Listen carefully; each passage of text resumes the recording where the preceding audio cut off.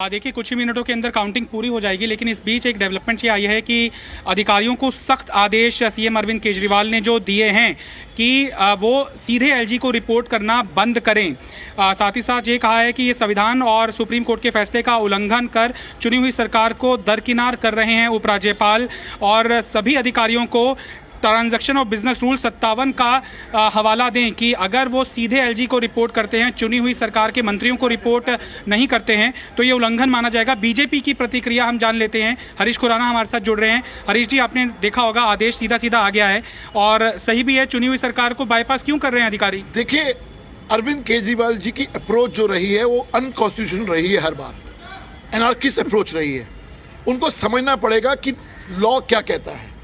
Section 239AA NCT act साफ लिखा है, the guardian of Delhi is lieutenant governor. और ये आज से नहीं है, 1993 में जब भारतीय जनता पार्टी की सरकार थी तब भी गार्जियन लेफ्टिनेंट गवर्नर थे। लेकिन 5 साल भारतीय जनता पार्टी का शासन और 15 साल कांग्रेस का शासन रहा। हमने ऐसे कन्फ्लिक्ट कभी नहीं देखे। लेकिन जब से मुख्यमंत्री आए हैं हमने 3 एलजी देखे हैं, नजीब जंग, अनिल बैजल और अब सक्सेना जी। तीनों के साथ इनके रहे हैं। आपने देखा हर बार कोई ना कोई किसी मुद्दे पर झगड़ा होता था। लेफ्टिनेंट गवर्नर साहब आपके हर उस अनलॉफुल ऑर्डर को रोकते हैं जो आप इलीगली कर रहे हैं, लेकिन आपको पसंद नहीं है। द खाता ना भाई, जो केजरीवाल कहें वो सही, उस अप्रोच से सरकार नहीं चलती है। आपको मानो या मत मानो, आपको मानना पड़ेगा संविधान क्या कहता है। संविधान ने साफ लिखा है, the lieutenant governor is the guardian of government of NCT Delhi. लेकिन जो आपने हवाला दिया बीजेपी सरकार का, 15 साल की शीला सरकार का, उसमें अधिकारी मंत्रियों को कम से कम बताते तो थे। यहाँ पे सीएम कह रहे हैं कि उनको बताए बिना सीधा एलजी से आदेश अधिकारी ले रहे हैं। तो एलजी एक तरह से सुप्रीम बॉस तो हैं, लेकिन चुनी हुई सरकार का भी तो कुछ स्टैंड बनता है। तरुण, हमें समझना पड़ेगा, ये जानबूझ के ये फैलाया जा रहा है कि अफसर पूछते नहीं है। बिल्कुल गलत है। अभी हमने पीछे देखा कि रॉन्ग स्टेटमेंट दी, एलजी साहब ने ऑर्डर पास कर दिए, जबकि एलजी साहब का साफ आया था। बहुत सारे ऐसे ऑर्डर हैं। पीडब्ल्यूडी के अधिकारी बार बार हटाए जा रहे हैं, इसको लेकर था। कई ऑर्डर थे। ये तो सिर्फ एक एग्जांपल दिया। सवाल ये नहीं है, सवाल ये है कि आप जो आपके एक फ्राइडे को आप बैठते थे, वो आप क्यों नहीं बैठते? आप चर्चा क्यों नहीं करते? आप बातचीत करने को क्यों नहीं तैयार होते? आपकी हमेशा एक अप्रोच रही, जो मैंने कहा, ना खाता ना बही, जो केजरीवाल कहे वो सही, उस अप्रोच से आप नहीं चल सकते। आपको संविधान मानना पड़ेगा, और संविधान में साफ लिखा है कि गार्जियन लेफ्टिनेंट गवर्नर हैं। आपको जब आप सत्ता में आए थे आपको तब भी पता था। 1993 से ये लॉ चला जा रहा है, हमने ऐसा कन्फ्रंटेशन कभी नहीं देखा।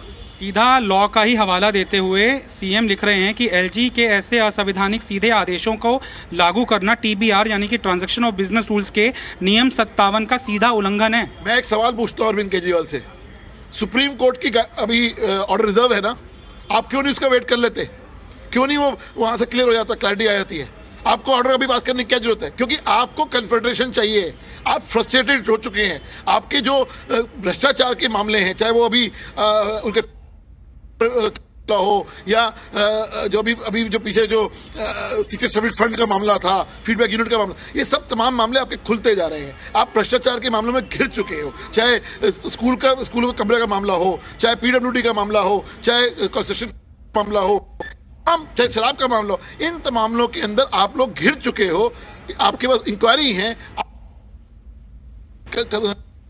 पहुंच चुका है। ये फ्रस्ट्रेशन दिखा रही है अरविंद केजरीवाल साहब की, ये और कुछ नहीं है। कॉन्स्टिट्यूशनली साफ लिखा है, सब कुछ मेंशन है, लेकिन उसके बावजूद आपको जानबूझ के कन्फ्रंटेशन कर रहे हो ताकि आप दिखा रहे हो कि मैं सुपर बॉस हूँ। सुपर बॉस जो है वो जनता होती है, और दिल्ली के अंदर साफ लिखा है कॉन्स्टिट्यूशन का हेड जो है वो लेफ्टिनेंट गवर्नर साहब है। इस स्टैंडिंग कमेटी के चुनावों के ऊपर मैं रिएक्शन लेना चाहूँगा। काउंटिंग पूरी हो चुकी है और कांग्रेस पार्टी की एक पार्षद हैं शीतल, उन्होंने पार्टिसिपेट किया है। संभवतः वो बीजेपी के ही फेवर में किया होगा। तो कांग्रेस को पता होगा किसके फेवर में किया, किसके फेवर में नहीं किया। ये तो सीक्रेट बैलेट है, वो तो मुझे नहीं मालूम क्या हुआ क्या नहीं हुआ। तो अभी थोड़ी देर में रिजल्ट पता लग जाएगा कितने वोट मिले। लेकिन हम कॉन्फिडेंट हैं। हमने 3 कैंडिडेट खड़े किए थे। कांग्रेस ने ही सपोर्ट किया। यहाँ पे सेंट्रल जोन के ऊपर भी कांग्रेस सपोर्ट करेगी, तभी आप जीत के आएंगे, तभी तो स्टैंडिंग कमेटी में जीत पाएंगे बीजेपी के अध्यक्ष। मैं आपको बता दूं, ये तो आप मत कह रहे ना, सीक्रेट वोटिंग है। सीक्रेट में आपको आगे उन्होंने बताया था मैं किसको वोट किया। ये तो आपका एजम्पशन है, मेरा एजम्पशन तो नहीं है। वो तो जब एक बार वोटिंग होगी किसको कितने वोट है सामने आएगा। लेकिन Bharatiya Janata party confident day 1 से थी कि हमने 3 कैंडिडेट खड़े किए थे। हमारे तीनों कैंडिडेट आज स्टैंडिंग कमेटी के मेंबर बनने जा रहे हैं, हमें पूरा विश्वास है।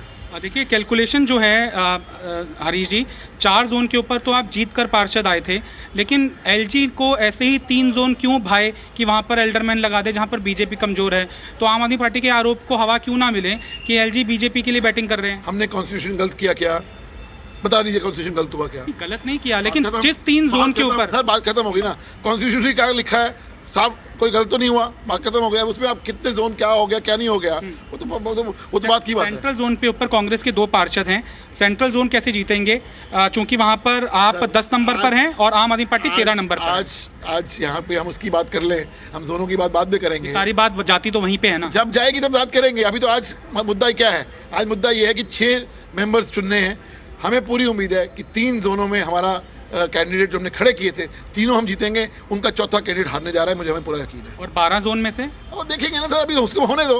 बहुत जल्दी गई, इतनी जल्दी क्यों हो रही है? कुछ आने वाली चीज़ों के लिए भी रहने दो ना। कुछ हेडलाइंस जो है ब्रेकिंग न्यूज़ आपके कुछ दिनों के लिए भी रहने दीजिए। हार भी जीत जाएंगे बीजेपी? सर किसने कहा हम हार के जीत जाएंगे? हमने कहा, किसने कहा? आप मुझे बताइए किसने कहा हम हार रहे हैं? क्या कॉन्स्टिट्यूशन ने गलत काम क्या किया? मुझे बताइए, एक काम बताइए हमने कॉन्स्टिट्यूशन गलत किया हो, ये बता दीजिए आप जरा। नहीं कॉन्स्टिट्यूशनल नहीं, लेकिन मॉरली तो देखिए कांग्रेस सपोर्ट कर रही है बीजेपी। सर डबल बात मत करिए। कॉन्स्टिट्यूशनली अगर उन्होंने पिछली बार 30 मेंबर बनाए थे ना। ठीक है तरुण।